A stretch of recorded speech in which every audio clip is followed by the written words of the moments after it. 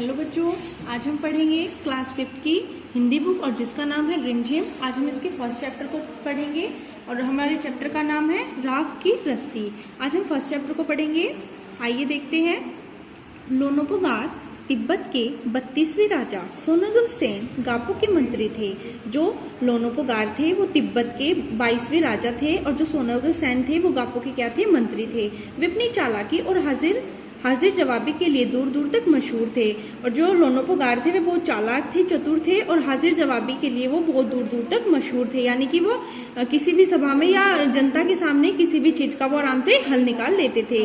कोई उनके सामने टिकता न था और कोई उनके मुकाबले का भी नहीं था। चैन से जिंदगी चल रही थी, मगर जब से उसका बेटा बड़ा हुआ था उनके लिए चिंता का विषय बना हुआ था। उनकी जिंदगी बहुत आराम से व्यतीत हो रही थी, मगर जब से उनका बेटा बड़ा हुआ था उनके लिए चिंता का विषय बना हुआ था। कारण यह था कि वह बहुत भोला था, होशियारी उसे छूकर भी नहीं गई थी। और उनका जो बच्चा था वो बहुत भोला भाला था और होशियार वो बिल्कुल नहीं था, वो बहुत सीधा साधा था। लोनोपुगार ने सोचा, मेरा बेटा बहुत सीधा साधा है, मेरे बाद इसका काम कैसे चलेगा। फिर लोनोपुगार सोचते हैं कि मेरा बेटा तो बहुत सीधा साधा है, अब जब मैं मर जाऊंगा तो इसका काम फिर कैसे चलेगा।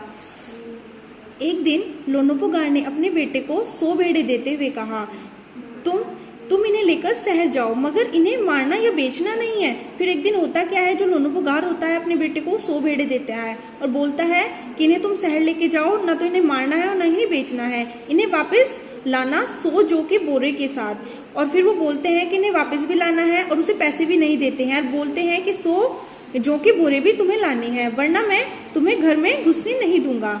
इसके बाद उन्होंने बेटे को शहर की तरफ रवाना किया और फिर वो उसे पैसे भी नहीं दिए उन्होंने 100 जौ के बोरों के लिए। लोनोपुगार का बेटा शहर पहुंच गया, मगर इतने में बोरे जौ खरीदने के लिए उसके पास रुपए ही कहाँ थे।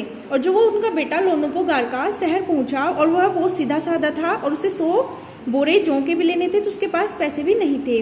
वह इस समस्या पर सोचने विचारने के लिए एक सड़क के किनारे बैठ जाता है, मगर कोई हल उसकी समझ में नहीं आ रहा था। और फिर होता क्या है, वह सड़क के किनारे बैठ जाता है, वो सोचता है कि अब पैसे भी नहीं है और मैं भेड़ भी नहीं बेच सकता, तो 100 बोरी जौ के कहाँ से लूं। वह बहुत दुखी था। तभी एक लड़की उसके सामने आ खड़ी हुई और फिर जब वह बहुत दुखी होता है तो उसके सामने एक लड़की आती है। क्या बात है, तुम इतने दुखी क्यों हो। लोनोपुगार के बेटे ने अपना हल कह सुनाया। फिर वो लड़की पूछती है लोनोपुगार के बेटे से कि तुम इतने दुखी क्यों हो, जो बात है मुझे बताओ।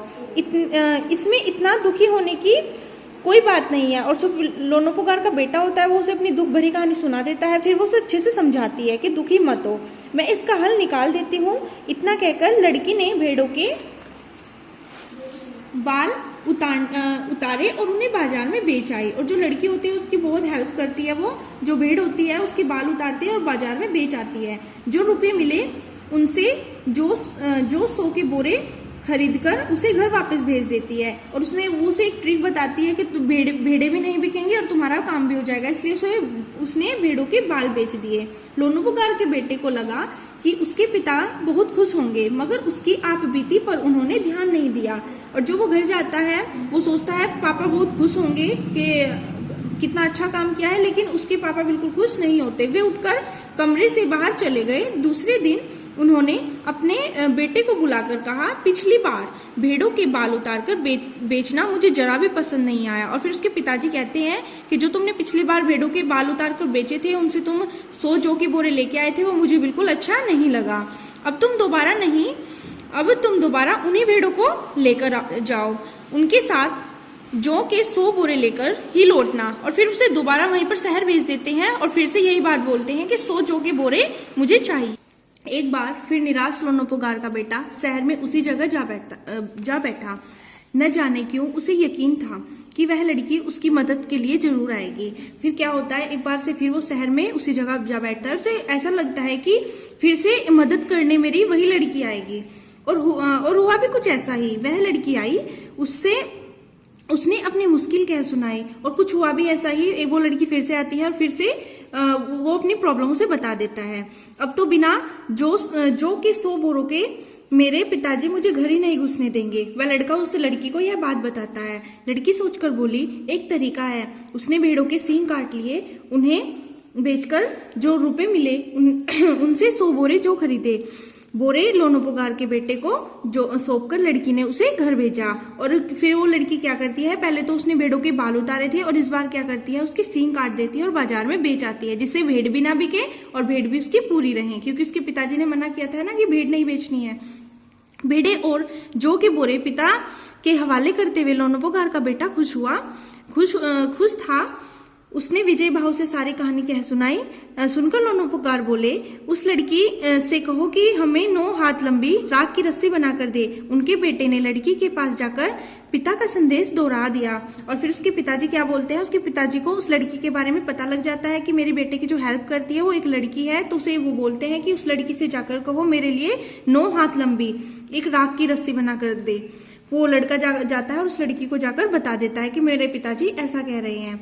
लड़की ने एक शर्त रखी, मैं रस्सी तो बना दूंगी मगर तुम्हारे पिताजी को वह गले में पहननी होगी। और लड़की क्या बोलती है कि हाँ मैं रस्सी बना देती हूँ, लेकिन मेरी भी एक शर्त है, वो जो मैं रस्सी बनाऊंगी राख की वो तुम्हारे पिताजी को पहननी होगी। लोनोपोगार ने सोचा ऐसी रस्सी बनाना ही असंभव है, इसलिए लड़की की शर्त मंजूर कर लेते हैं।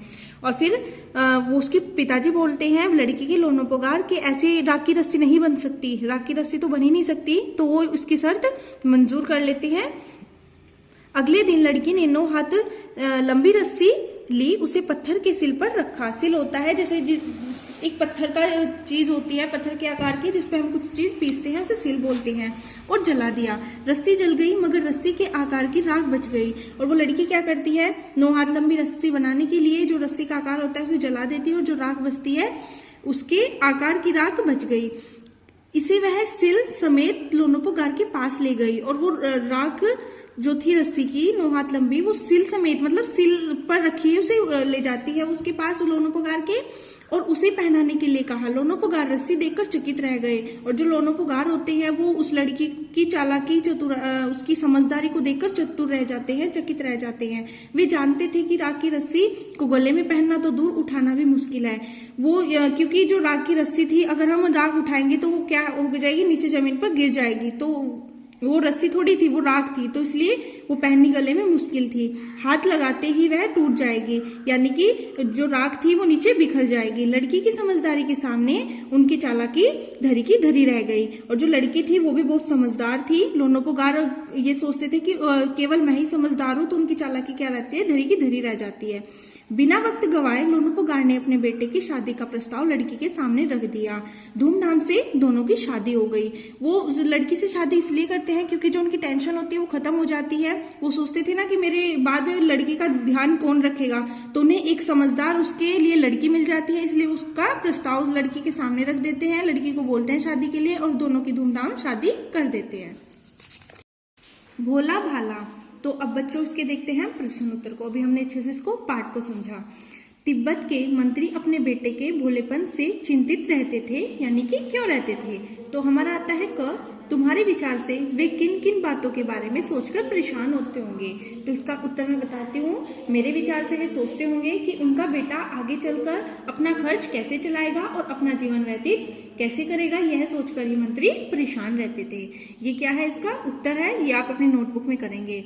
अब हमारा आता है ख, तुम तिब्बत के मंत्री की जगह होती तो क्या उपाय करती। इसका उत्तर है, मैं तिब्बत के मंत्री की जगह होती तो अपने बेटे को बहुत प्यार से समझाती, यानी कि उसे समझाती कि कैसे जीवन में रहा जाता है, कैसे जो चतुर आदमी होते हैं उनसे किस तरीके से बात की जाती है। तो इस तरीके से इसका ये उत्तर है। शहर की तरफ मंत्री ने अपने बेटे को शहर की तरफ रवाना किया, यानी कि क्यों किया। क, मंत्री ने अपने बेटे को शहर क्यों भेजा था। मंत्री ने अपने बेटे को शहर दुनियादारी सीखने के लिए भेजा था, ये इसका उत्तर है। अब हम देखते हैं ख, उसने अपने बेटे को भेड़ों के साथ शहर में ही क्यों भेजा। अब हम इसका उत्तर देखते हैं। उसने अपने बेटे को भेड़ों के साथ शहर में इसलिए भेजा क्योंकि वह अपने बेटे को थोड़ा चतुर और समझदार बनाना चाहता था। अब हमारा आता है ग, तुम्हारे घर के बड़े लोग पहले कहाँ रहते थे, घर में पता करो। आस पड़ोस में भी किसी ऐसे व्यक्ति के बारे में पता करो जो किसी दूसरी जगह आकर बस गया हो। उनसे बातचीत करो और जानने की कोशिश करो कि वह कि क्या वे अपने निर्णय से खुश हैं, क्यों। एक पुरुष, एक महिला और एक बच्चे से बात करो। यह भी पूछो कि उन्होंने वह जगह क्यों छोड़ी। बच्चों, ये आपकी एक तरीके से एक्टिविटी है, या आपको घर पर करनी है। आप किसी से पूछ सकते हो, अपने घर में पूछ सकते हो, अपनी फैमिली से पूछ सकते हो कि पहले हम यहीं रहते थे या हम कहीं और से आए हैं। ठीक है, ये इस प्रकार से है।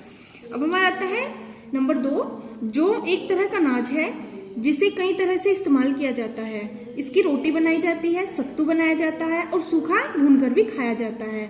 अपने घर में और स्कूल में बातचीत करके कुछ और अनाजों के नाम पता करो। जो जौ होता है उसकी रोटी भी बनाई जाती है, उसका सत्तू भी। जो सत्तू होता है मैं आपको बता देती हूँ, एक प्रकार का आटे टाइप का ही होता है वो, और उससे जो सत्तू होता है उसे हम सूखा भूनकर भी खाते हैं। तो बच्चों, हमें अनाज के नाम बताने हैं इसमें। तो जैसे रागी हो गया, बाजरा हो गया, ज्वार हो गया, चावल हो गया। तो इसी तरीके से आपको ये अनाज फिल करने हैं अपनी बुक में। हमारा आता है नंबर 3, गेहूं और जौ अनाज होते हैं और ये तीनों शब्द संज्ञा हैं। गेहूं और जौ अलग अलग किस्म के अनाजों के नाम हैं, इसलिए ये दोनों व्यक्तिवाचक संज्ञा है और अनाज जातिवाचक संज्ञा है। इसी प्रकार रिमझिम व्यक्तिवाचक संज्ञा है और पाठ्य पुस्तक क्या है, जातिवाचक संज्ञा है। मैंने आपको संज्ञा वीडियो में पहले भी पढ़ाई थी, आप वहां पर जाके अच्छे से पढ़ सकते हैं। तो हमें बताया गया है कि जो हमारी रिमझिम बुक है वो क्या है, व्यक्तिवाचक है, और जो हमारा पाठ्यक्रम है वो क्या है, जातिवाचक संज्ञा है। तो हमारा आता है क, नीचे दी गई संज्ञाओं का वर्गीकरण इन 2 प्रकार की संज्ञाओं में करो। इसमें हमें पूछा गया है ये ले है, धातु, शेरवानी, भोजन, तांबा, खिचड़ी, शहर, वेशभूषा, कि इसमें से कौन जातिवाचक है और कौन व्यक्तिवाचक है। बच्चों, मैं आपको बता देती हूँ, जो ये ले है ये क्या है, हमारा व्यक्तिवाचक है। जो धातु है हमारा जातिवाचक है। शेरवानी हमारी व्यक्तिवाचक है और जो भोजन हमारा जातिवाचक है। तांबा भी हमारा व्यक्तिवाचक है, खिचड़ी हमारी व्यक्तिवाचक है, शहर जातिवाचक है और वेशभूषा जातिवाचक है। तो अब हमारा आता है ख, ऊपर लिखी हर जातिवाचक संज्ञा के लिए 3-3 व्यक्तिवाचक संज्ञाएं खुद सोचकर लिखो। बच्चों, जैसे आपको ये यहाँ पर बताई गई है, ले, धातु, शेरवानी, तो इनके ये क्या है, हमारी जातिवाचक है और आपको अब इनका क्या लिखना है, व्यक्तिवाचक लिखना है 3-3। तो जैसे हमने धातु का लिखा तांबा, लोहा, टीन। भोजन का क्या होगा, दाल, चावल, खीर, कुछ भी आप लिख सकते हैं। शहर का क्या होगा, जयपुर, हरिद्वार, रुड़की। और जो वेशभूषा है ये क्या है, हमारी जातिवाचक है। अब हमें तीन वाक्य, इसके शब्द क्या बताने हैं, व्यक्तिवाचक। तो वेशभूषा का क्या हो जाएगा, पैंट, शर्ट, कुर्ता आदि। ठीक है, तो तुम शेर, मैं सवा शेर। नंबर 1, इस लड़की का तो सभी लोहा मान गए, था न सचमुच नहले पर दहला। तुम्हें भी यही करना होगा। ये तुम ऐसा कोई काम ढूंढो जिसे करने के लिए सूझबूझ की जरूरत हो, उसे एक कागज में लिखो और तुम सभी अपनी अपनी चिट को एक डब्बे में डाल दो। डिब्बे को बीच में रखकर उसके चारों ओर गोलाई में बैठ जाओ। अब एक एक करके आओ, उस डिब्बे से एक चिट निकाल कर पढ़ो और उसके लिए कोई उपाय सुझाओ। जिस बच्चे ने सबसे ज्यादा उपाय सुझाए वह तुम्हारी कक्षा का क्या होगा, बीरबल होगा। या आपको एक प्रकार से भी, ये भी आपकी इसमें बुक में एक्टिविटी बताई गई है, या एक प्रकार से आपका खेल है, ये आप अपने फ्रेंड्स के साथ खेल सकते हो। मंत्री ने बेटे से कहा, पिछली बार भेड़ों के बाल उतारकर बेचना मुझे जरा भी पसंद नहीं आया। क्या मंत्री को सचमुच यह बात पसंद नहीं आई थी? अपने उत्तर का कारण भी बताओ। ये एक प्रश्न है, ये मैं आपको बता देती हूँ। ऐसा नहीं था, उन्हें बात पसंद नहीं आई, लेकिन मंत्री को पता चल गया था कि यह काम उनके बेटे का नहीं है। वैसे भी वह अपने बेटे को चालाक या होशियार बनाना चाहता था, इसलिए उसने ऐसा किया। वह बाद में उसने उस लड़की से अपने बेटे की शादी करवा दी, क्योंकि वह बहुत समझदार लड़की थी और बेटा क्या था, सीधा साधा था। वो तो जो उनकी समस्या थी उसका समाधान भी आसानी से निकल गया था। बात को कहने के तरीके। नंबर 1, नीचे कहानी से कुछ वाक्य दिए गए हैं, इन बातों को तुम किस तरह से कह सकते हो। नंबर क, चैन से जिंदगी चल रही थी, यानी कि इसका एक और अर्थ निकलता है, जिंदगी बड़े आराम से चल रही थी। ये आप लिखेंगे अपनी प्रश्न उत्तर की नोटबुक में। ख, होशियारी उसे छूकर भी नहीं गई थी, यानी कि वह होशियार नहीं था, वह बहुत सीधा साधा था। इसका उत्तर होता है ग। मैं इसका हल निकाल देती हूँ, तो मैं इसका उपाय बहुत आसानी से निकाल दूंगी। ख आता है हमारा, उनकी अपनी चालाकी धरी की धरी रह गई। तो इसका है उनकी अपनी चालाकी कुछ काम ना आई, यानी कि उनकी अपनी समझदारी या होशियारी कुछ काम ना आई। तो इसका हम ऐसे करेंगे इसको। नंबर 2, लोनोपोगार का बेटा होशियार नहीं था। क, होशियार और चालाक में क्या फर्क होता है? किस आधार पर किसी को तुम चालाक या होशियार कह सकती हो? इसी प्रकार भोला या बुद्धू के बारे में भी सोचो और कक्षा में चर्चा करो। ये मैं अभी आपको बता देती हूँ, ये भी एक तरीके से क्या होता है, हमारा प्रश्न बनता है। तो इसका उत्तर होता है, होशियारी से तात्पर्य है समझदार होना, जबकि चालाक का अर्थ होता है अत्यधिक चतुर होना। जो व्यक्ति दूसरों से काम निकलवाने के लिए तरह तरह की बातें करता है उसे हम चालाक कहते हैं। जो व्यक्ति समझदारी की बातों से हर समस्या का हल करता है उसे हम समझदार कहते हैं। भोला हमारा होता है सीधा साधा और बुद्धू को हम क्या कहेंगे? बेवकूफ। तो इसी का यह उत्तर है, ये भी आप अपनी नोटबुक में करेंगे। हमारा आता है ख, लड़की को तुम समझदार कहोगी या बुद्धिमान और क्यों? तो लड़की को हम बुद्धिमान कहेंगे क्योंकि अपनी बुद्धि के बल पर वह हर समस्या का समाधान बड़ी आसानी से ढूंढ रही थी। तो ये इसका उत्तर बनता है। तो नाम दो। कहानी में लोनोपोगार के बेटे और लड़की को कोई नाम नहीं दिया गया है। नीचे तिब्बत में बच्चों के नामकरण के बारे में बताया गया है। यह परिचय पढ़ो और मनपसंद नाम छांटकर बेटे को लड़की को नाम दो। नईमा, डावा, मिगमार। तो जैसे ये नाम है इस तरीके के आपको नाम दिए गए हैं। अगर आपको कोई इनमें से नाम अच्छा लगे तो आप उन दोनों को दे सकते हैं, क्योंकि इस कहानी में लड़की का, तो इस तरीके से आपको ये नाम दिए गए हैं क्योंकि इस कहानी में लड़का या लड़की का नाम नहीं बताया गया है, ओनली लड़की के पिताजी का लोनोपोगार बताया गया है। तो आपको जो भी नाम अच्छा लगे वो लड़का या लड़की को दे सकते हैं, या इस प्रकार की कोई भी आप कहानी और लिख सकते हैं अपनी नोटबुक में। तो आज के लिए इतना ही। ये आपको जगह दी गई है, आप इसमें अब वो नाम लिख सकते हैं, या जो भी आपको इस कहानी में अच्छा लगा वो यहाँ पर लिख सकते हैं। तो बच्चों, आज हमने पाठ पढ़ा, फर्स्ट चैप्टर पढ़ा। आज के लिए इतना ही, और पढ़ेंगे हम सेकेंड चैप्टर नेक्स्ट वीडियो में। Thank you.